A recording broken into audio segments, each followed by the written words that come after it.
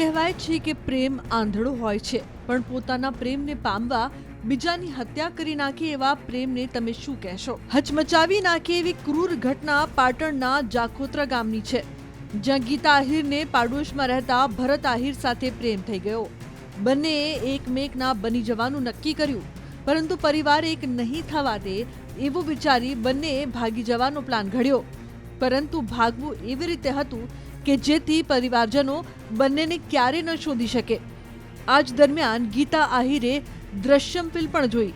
બાદમાં બંનેએ મળીને એક ખતરનાક પ્લાન ઘડી કાઢ્યો. પ્લાન પ્રમાણે પ્રેમી ભરત એક વ્યક્તિની શોધમાં નીકળી પડ્યો.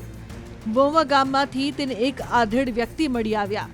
રખડતું ભટકતું જીવન જીવતા એ આધેડને ભરત પોતાના બાઇક પર બેસાડી લઈ આવ્યો અને ગળું દબાવી હત્યા કરી નાખી.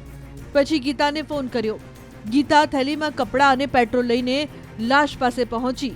બંને મળીને આધેડની લાશને ગીતાના કપડાં અને ઝાંઝર પહેરાવ્યા. લાશ પર પેટ્રોલ છાંટ્યું અને આગ ચાંપીને ભાગી ગયા. પરંતુ બંને ભાગીને રાજસ્થાન પહોંચે એ પહેલા જ પોલીસે ભાંડાફોડ કરી નાખ્યો. ગીતાબેને એકચ્યુઅલી થોડા દિવસો પહેલાં દ્રશ્યમ ફિલ્મ જોવેલું. પોતાના ભાઈના મોબાઈલમાં આખું બંને ડાઉનલોડ ફિલ્મ હતા, બંને જોયેલા. અને 15 દિવસ પહેલાં એમણે આ પ્લોટ તૈયાર કરેલો. એ પ્લોટના ભાગરૂપે ગીતાબેનને ભરતભાઈને એવું કીધેલું કે તારી સાથે મારે જીવન જીવવું છે, આપણે ભાગી જવું છે. પણ આપણે ભાગી જશું તો પરિવારના લોકો શોધીને મને લઈ આવશે અને પછી મને પાછી અહીંયા મૂકી દેશે. તો એના ભાગરૂપે એમણે એવું નક્કી કર્યું કે કોઈ અજાણી સ્ત્રી પુરુષની ડેડ બોડી લઈ આવવી અને એને મારા કપડાં પહેરાવવા અને મારા વાડામાં એને સળગાવી અને આપણે પછી ભાગી જશું તો પરિવારના લોકો એવું માનશે કે ગીતાબેન સળગીને મરી ગયા છે, એટલે એ લોકો મારી શોધખોળ નહીં કરે. આના ભાગરૂપે સોમવારે બપોરે ભરત બોમ્બેથી આવેલો અને બાઇક મારફતે ફરીને આજુબાજુના જે ગામો છે સાંતલપુર, દાતરડા, વહુવા, એ ગામમાં એવી વ્યક્તિની શોધખોળ કરતો હતો કે જેને એ પોતે લઈ જઈ શકે, એને મારી નાખી અને પછી સ્ત્રીના કપડાં પહેરાવી શકે. આના ભાગરૂપે એને વહુવામાંથી રાત્રે 7 વાગે એક વ્યક્તિ, એક વૃદ્ધ વ્યક્તિ જે મળી આવેલા, એને જઈને એણે પોતે પોતાની સાથે ચાલો એમ કરીને પોતાની બાઇક ઉપર બેસાડેલા. એને ખેતરની વાડ પાસે લઈ જઈ અને ગળું દબાવી મારી નાખવાની કોશિશ કરેલી.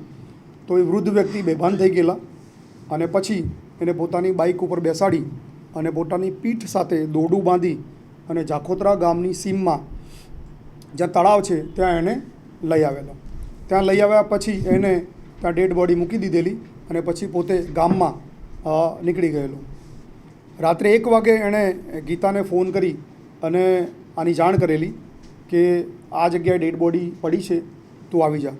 એટલે ગીતા પોતાના ઘરેથી 1 વાગે પોતાની થેલીમાં કપડાં અને પેટ્રોલની 1 લીટરની બોટલ નાખી અને તળાવની જ્યાં ડેડ બોડી મૂકી હતી ત્યાં તળાવની પાળે પહોંચેલી.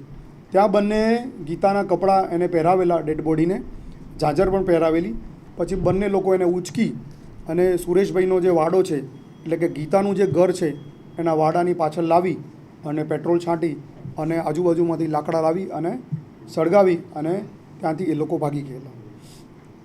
અને ત્યાંથી બાઇક મારફતે ભાગી ગઈ અને બાઇક રાધનપુર બસ સ્ટેશનમાં મૂકી અને ત્યાંથી એ લોકો પાલનપુર રેલવે સ્ટેશન ગયેલા અને ત્યાંથી જોધપુર ભાગી જવાના પ્લાનિંગ સાથે એમણે ટિકિટ પણ લીધેલી કે ગીતાબેન 1 લીટર પેટ્રોલ લઈ આવશે અને બાકીનું જે પેટ્રોલ છે એ ભરત લઈ આવશે. પણ ભરતે ડેડ બોડી શોધવા માટે જે 3-4 કલાક પ્રયત્ન કર્યો એમાં એને સમય ન મળ્યો એટલે એ પેટ્રોલ ન લાવી શક્યો અને એના કારણે 1 જ લીટર પેટ્રોલથી બોડીને સળગાવવા માટે પ્રયત્ન કર્યો તો બોડી સળગી નહોતી. એટલે પ્રાઇમા ફેસી ખબર પડી કે આ પુરુષની ડેડ બોડી છે.